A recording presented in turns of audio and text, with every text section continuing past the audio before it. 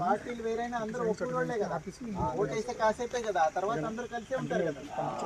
లేదు ఇంకా జీవితాంతం వేరే పార్టీ వాళ్ళు మొహం చూడకుండా ఉంటారా? కుదరదు కదా అట్లా.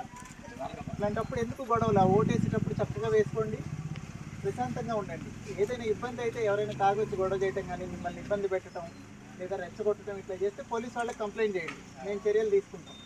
మీ అంతటా మీరు మాత్రం దయచేసి ఏ రకమైన గొడవల్లోకి ఇన్వాల్వ్ అవ్వద్దు. తర్వాత ఇంటికి వెళ్ళిపోవాలి. ఆ రోజు రోడ్ల మీద తిరగటం నిషేధం, గుంపులుగా. ఎక్కడ ఓటు ఉంటే అక్కడ ఓటేసి ఇంటికి వెళ్ళిపోవటం. మళ్ళీ వేరే పోలింగ్ స్టేషన్లో ఏమవుతుందో చూసి వస్తాను ఇట్లాంటివన్నీ చూడాలంటే టీవీలో చూడటమే, బయట తిరగకూడదు ఆ రోజున. అందరికి అర్థమైంది కదండి. అందరికీ ఆ రోజు సెలవు ప్రకటించేది కూడా అందుకే గవర్నమెంట్, నాకు అక్కడ పని ఉంది వెళ్ళాలండి అనకుండా ఉంటారండి.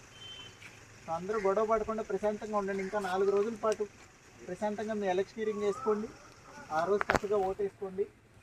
తర్వాత వెంటనే ఇంటికి వెళ్తే బాగానే ఉంది. మీరందరూ గొడవలు పడకుండా ప్రశాంతంగా ఉండి ఎవరు ఏ పార్టీ అయితే వాళ్ళకి ఓటేసుకోండి.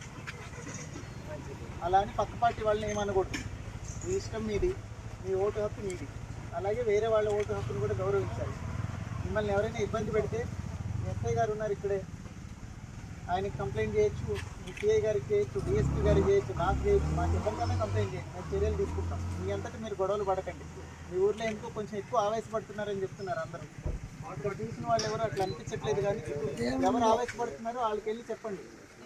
గొడవలు పడితే కేసుల్లో ఇరుక్కుంటారు, ఇబ్బంది పడతారు.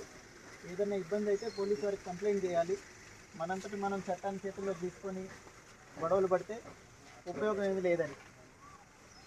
అర్థమైందండి మీకు? ఇక్కడ ఈ చేజర్ల కుంకలుగుంట రెండు ఎందుకో ఎక్కువ కొట్టుకుంటున్నారు జనాలు అని చెప్తున్నారు. గొడవలు ఉంటాయా? ఎప్పుడో సార్